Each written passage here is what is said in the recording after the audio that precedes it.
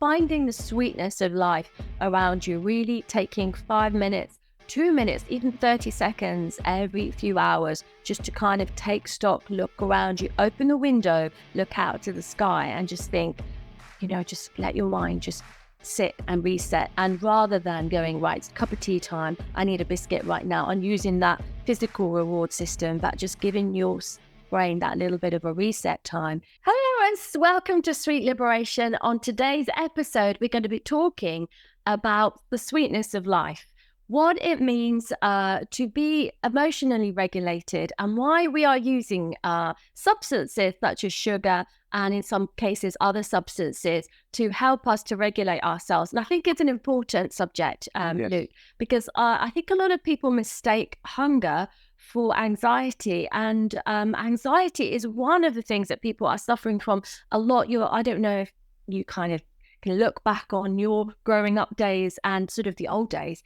It seems that a lot more people, from my perspective, are suffering from anxiety. What do you think? Yes, I think they are. But I think actually, if we fast forward into today's world, I think there's a lot of pressure on people that we didn't have many years ago. Look at the internet, look at social media, look at all those extra pressures that people are having now. And I think also we talk about things like cost of living crisis. Yes. And what are we going to reach for? And that's it. I think there's a lot more things to induce a state of anxiety and dysregulation. And even the term dysregulation is quite a sort of new term that people are using in their day-to-day lives. We're talking about helping children to regulate their emotions. But the thing is, I think that people mistake the feeling of anxiety for a feeling of hunger. And actually, for children, that's something that it comes up quite a lot as abdominal pain. Did you know? No, I didn't. Yes. But I can see how you could mistake abdominal pain or the anxiety for feeling hungry. Yes, because it all kind of happens in the same sort of area. So this is something that is quite common in pediatrics, where children present with abdominal symptoms and maybe recurring abdominal symptoms. And when they sort of look a little bit deeper, sometimes it's actually that they feel anxious about something. And because the sensation is kind of around this area, they feel, they actually feel that's like tummy pain, but it's just a sensation in their tummy, and they can't put that into words. They say it's tummy pain, and actually it can be anxiety. I'm not saying that all children's abdominal pain is anxiety. I'm just saying that sometimes it can be one of those mysterious things that can happen with childhood abdominal pain. And other things I've noticed is children that are they've just eaten, they've eaten a great big meal, and they feel hungry again. And so that's one of the things, again, that is a sensation around the abdomen that can feel like hunger, but is actually another feeling, is a more of an emotional feeling of yearning, of wanting, can be mistaken for the feeling of hunger.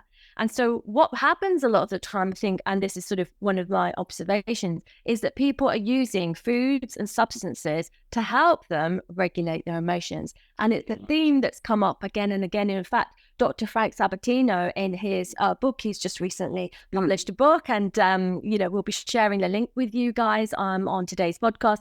But he's one of our beloved guests. We've absolutely loved having him. But he talks about the subject of food addiction. So I think it's not, we're sort of pinpointing food, but I think it's a kind of a theme of feeling dysregulated, a theme of feeling overwhelmed, and a feeling and a theme of feeling like the need and the yearning for something. Some people use food to help them sort of feel better. I certainly do. Yeah. I eat comfort foods.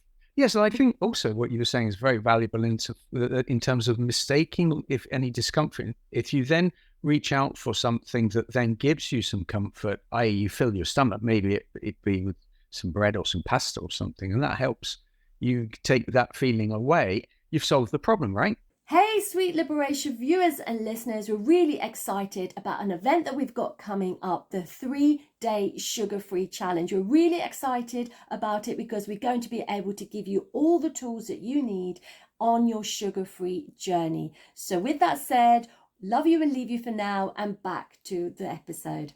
But you haven't. But you haven't, because actually the underlying sensation is a feeling of dysregulation, a feeling.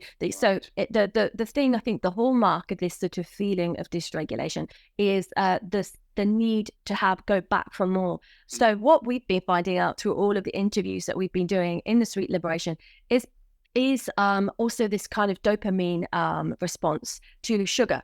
So then you've got this kind of yearning, this feeling, and you get this quick dopamine hit from the sugar. And so, of course, then what happens is you feel the immediate relief of feeling a bit better.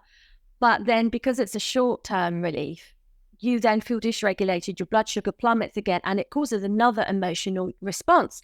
So then you're kind of on that sort of hamster wheel, if you like, of chasing the sugar dragon. But I think there are people that will understand that from other sort of addictive and habit-forming sort of things that we can participate in, such as smoking. Smoking has the same thing. But people, I don't know if in the old days people used to smoke a lot more in offices, but they'd go out and have a break, wouldn't they?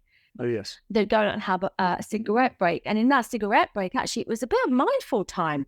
I remember people that sort of wanting to have that mindful time. But of course, you're using a highly addictive substance, nicotine, to help you, which you're trying to satisfy that nicotine addiction. And it's that kind of needing and wanting to regulate. So I think that's one of the things that I'm taking away, and also from the years now of meditation practice, mindfulness practice, what we can understand as our kind of physiological response to stress, and how we can easily mistake that for hunger. Okay, interesting. And so the word dysregulation, can we drill down a little bit more into what that might mean for somebody, as in what would be the signs of that? Yeah, so I'm not a psychologist, but my understanding of it is that is a kind of a feeling of something not being quite right. Okay. So you're feeling like it can be a physical sensation of yearning. It can be a physical sensation of need and anxiety. And again, these kind of emotions, I quite like to use the body as almost like a sort of a thermometer to tell us what's going on. So you can get some people, when they're feeling anxious or dysregulated, might feel pain on their chest. They might feel tightness. They might feel increased pulse, heart rate. Some people, obviously, when that is extreme, they have things like panic attacks. So, all of these are kind of physical symptoms of something that's underlying. So although I'm not a psychologist and I wouldn't want to sort of tell people that this is what they're having, but maybe it's something to go and discuss with your, with your healthcare provider. And if you're finding yourself repeatedly using food as a kind of crutch, as something that you're going back to because it's a feeling that you're feeling better and it makes you feel better for a little bit, but then you're going back for more and more and more, that can maybe be, I think, it's something to maybe discuss with your healthcare professional or somebody that you trust, with around your kind of well-being, that, it might be sort of something that's signaling a sort of an underlying reason for you to be feeling like that. So I want people, I think part of this sweet liberation is to kind of free people from the guilt and feeling really that they are to blame.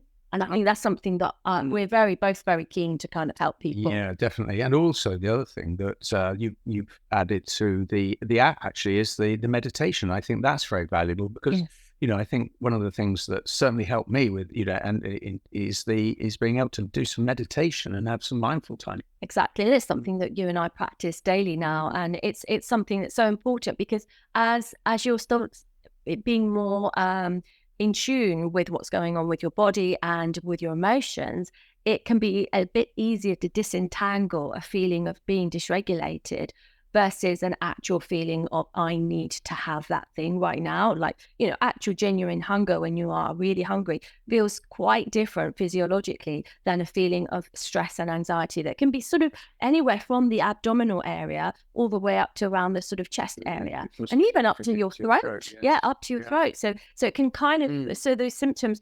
So I think it's something to think about, saying that it's definitely something that would affect you, but I think it's about for understanding that sugar can play such a big part in helping people temporarily fix a problem, but actually not fixing the problem as a whole, which is the underlying sensation of yearning and needing all the time. Right. Which is part of the addictive kind of habit, cycle. It's on that hamster wheel and it's insatiable. Yes, it is. And I think also sometimes the thing we've discussed as well is this habit of actually reaching out for some of the things that you like, but that aren't actually good for you. Exactly.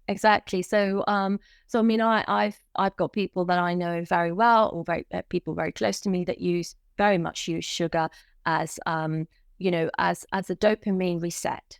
That's kind of, as I'm standing up back and observing, and all the learning that we've done in this, in this project and business that we've been doing for the last few years, is kind of looking around and go, oh wow, I can see, and it's sort of taking a more compassionate view of how people are managing life through eating or sort of habits that they form to help them reset. And it's just that feeling of needing to constantly reset. Using food is just one of the things that people use to reset their emotions.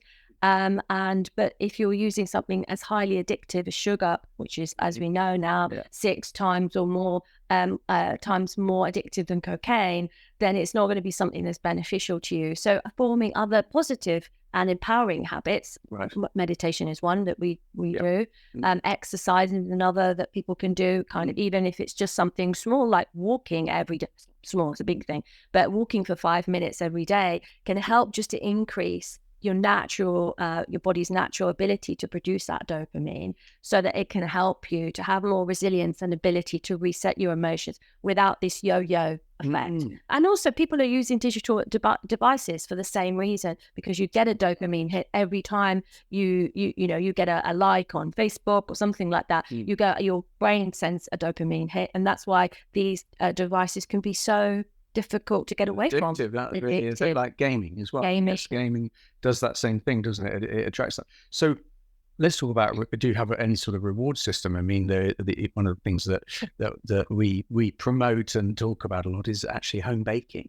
Home baking, yes. Using that perhaps as a swap out, because that's the thing, isn't it, that can help people. Yes. Yeah, so we've been talking about cakes over the last 2 weeks. We've had a sugar-free bake-off, and we're going to be continuing that over the summer. So really excited for our next one. So make sure you look out for all our social media channels and follow and like us and share this podcast. But yeah, baking is just one of the things that you'll be thinking, well, you're telling us not to eat so much sugar.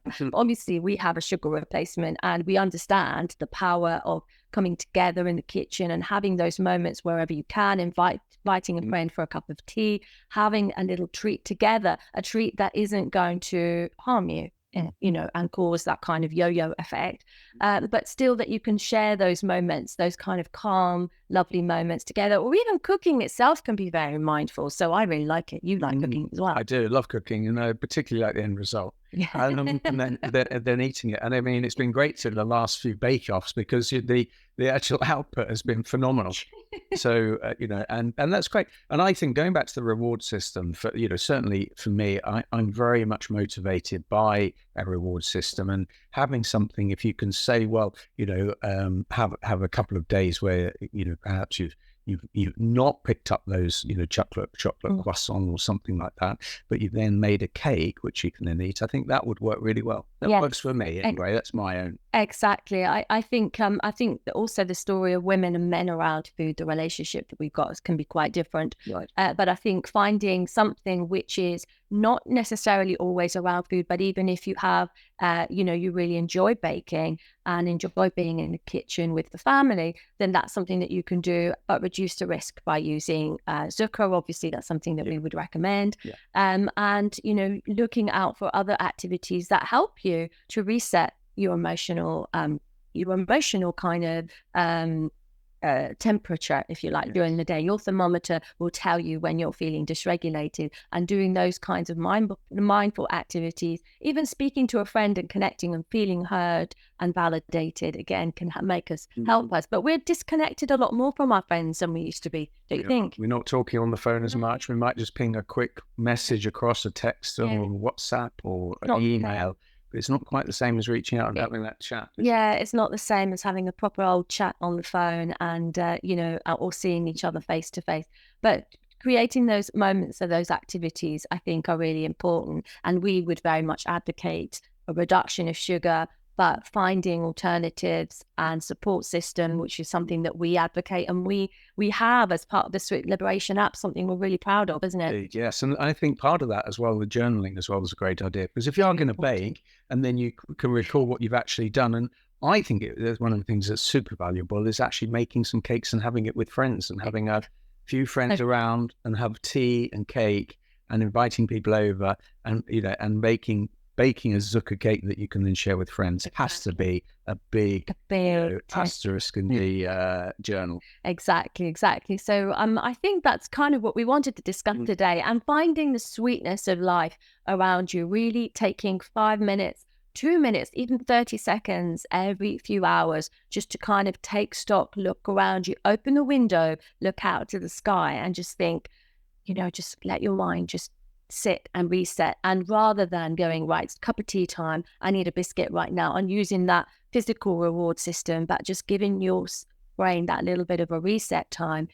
Because although you think, well, sugar isn't really connected to mental health, actually we are understanding that how we eat and how we live and every part of our lifestyle affects our well-being, and that well-being impacts on our physical well-being. So the two things, the emotional and the physical well-being, are very much connected and intertwined. So the more we can do to improve one area, it will have the knock-on effect on the other area. So it's exciting because those little, what do you call them? Incremental changes? Yeah. Incremental. Yes, that's right. It was aggregation of marginal gain. Oh, I love that. Lots of little, tiny little, if you want to call it a facet as well. Yes. Lots of tiny little things that you can do that when they're all added together and put into the mixing bowl, you've had a massive change. Exactly. And before you know it, you can have made such a transformation. And that's what we're all about, helping people. Lots of little steps. Lots of little steps. So with that said, we'd love to hear all your thoughts and opinions. Make sure you like and comment on this podcast. Share it with your friends and family. Make sure that you subscribe to our channel. Yes, if you haven't already done so and you're listening, make sure you subscribe, you like and subscribe to our channel. You share this important information with your friends and family. And with that said, we will love you and leave you with a thought of the sweetness of life, finding your emotional regulation. And we will catch you on the next episode of Sweet Liberation. Bye for now. Thank you so much. Bye for now.